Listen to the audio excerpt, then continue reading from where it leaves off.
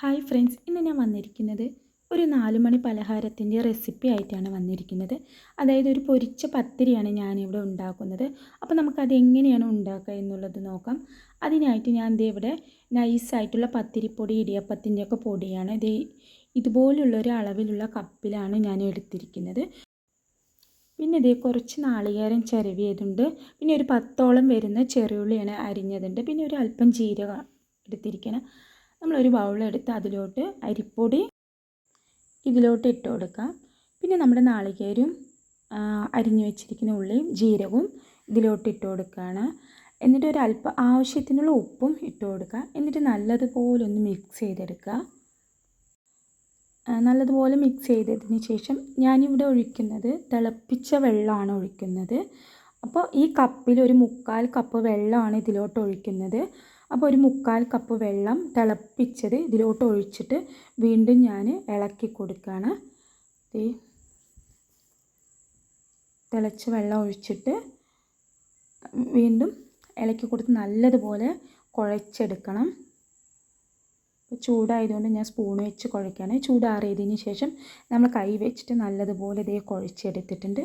ഇതുപോലെ കുഴച്ചെടുത്തിട്ടുണ്ട്. അപ്പോൾ നല്ല വെള്ളം കുറവാകാനും പാടില്ല, കൂടാനും പാടില്ല. അപ്പോൾ ഇതുപോലെയുള്ളൊരു അളവിൽ വേണം നമ്മൾ ചെയ്യണമെങ്കിൽ. എന്നിട്ട് ഇതുപോലെ ബോൾസ് ആക്കി വെക്കുകയാണ്. ഇതുപോലെ ബോൾസ് ആക്കിയിട്ട് പിന്നെ ഇതുപോലെ ബോൾസ് ആക്കി വെച്ചതിന് ശേഷം പിന്നെ ഇതുപോലെ പരത്തി കൊടുക്കുകയാണ്. ഇതുപോലെ ചെറുതായിട്ട് റൗണ്ടായിട്ട് പരത്തി കൊടുക്കണം. ഞാൻ നല്ല നൈസായിട്ട് ഇതിൽ പരത്തിയെടുത്തിട്ടും, കാരണം ഞങ്ങൾക്ക് ഇവിടെ മൊരിഞ്ഞതാണ് ഇഷ്ടം, നല്ല മൊരിയണം. അപ്പോൾ അതുകൊണ്ടാണ് അങ്ങനെ നൈസാക്കി പരത്തിയത്. എന്നിട്ട് നമ്മൾ സ്റ്റൗ കത്തിച്ച് ഒരു പാൻ അടുപ്പിലോട്ട് വെച്ചിട്ടുണ്ട്. അതിലോട്ട് ഞാൻ ഉപയോഗിക്കുന്നത് വെളിച്ചെണ്ണയാണ്. നല്ല ആട്ടിയ വെളിച്ചെണ്ണയാണ് ഉപയോഗിക്കുന്നത്. അപ്പോൾ വെളിച്ചെണ്ണ നമുക്ക് പാനിലോട്ട് ഒഴിച്ച് കൊടുക്കാം. എണ്ണ നല്ല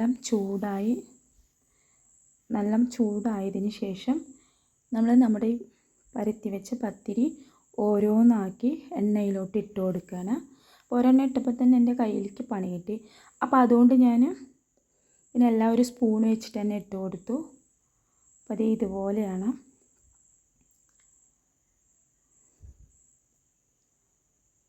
അപ്പം ഞാനിതൊന്ന് റൗണ്ടിൽ ഇടാമെന്ന് വിചാരിച്ചപ്പോൾ റൗണ്ടിൽ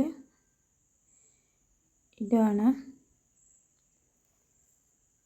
അപ്പോൾ നമ്മുടെ പത്തിരി ചെറുതായിട്ട് മൊരിഞ്ഞ് വരുന്നുണ്ട്. അപ്പോൾ ഞാൻ ഒന്ന് മറിച്ചിട്ട് കൊടുക്കുകയാണ്.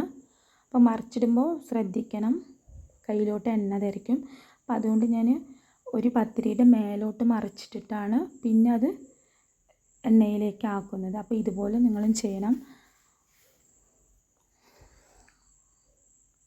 നമ്മുടെ പത്തിരി മൊരിഞ്ഞ് വന്നിട്ടുണ്ട്. പിന്നെ നമുക്ക് കടയിൽ നിന്നൊക്കെ വാങ്ങിക്കുമ്പോൾ ഇതുപോലെ, അതായത് നന്നായി മൊരിച്ചൊന്നും കിട്ടില്ല. അപ്പം ഞങ്ങൾക്ക് ഇവിടെ നല്ലപോലെ മൊരിഞ്ഞിട്ട് വേണം. അപ്പോൾ അതുകൊണ്ട് ഞാനിവിടെ നന്നായിട്ട് മൊരിക്കുകയാണ്. ഒന്നുകൂടെ മറിച്ചിടും.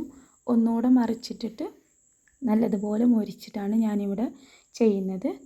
അപ്പോൾ നിങ്ങൾക്ക് എത്രയാണോ, അതായത് ഇതിങ്ങനെ മൊരിച്ചെടുക്കേണ്ടത്, അപ്പോൾ അതുപോലെ നിങ്ങൾക്ക് ചെയ്യാം.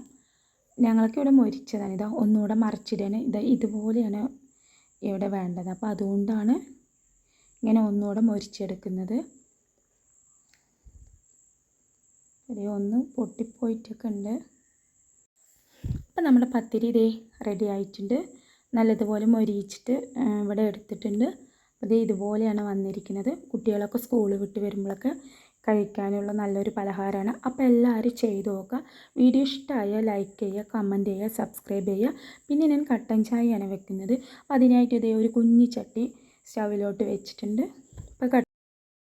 അപ്പോൾ കട്ട റെഡി ആയിട്ടുണ്ട്. അപ്പോൾ ഇതുപോലെയാണ് ഫൈനൽ ലുക്ക്. അപ്പോൾ എല്ലാവരും ട്രൈ ചെയ്ത് നോക്കുക. വീഡിയോ ഇഷ്ടമായെന്ന് വിചാരിക്കുന്നു. ഇഷ്ടമായാൽ നേരത്തെ പറഞ്ഞതുപോലെ ലൈക്ക് ചെയ്യുക, കമൻറ്റ് ചെയ്യുക, സബ്സ്ക്രൈബ് ചെയ്യുക. ഇതാണ് ഫൈനൽ ലുക്ക്. അപ്പോൾ എല്ലാവരും ചെയ്ത് നോക്കുക. Okay, bye bye.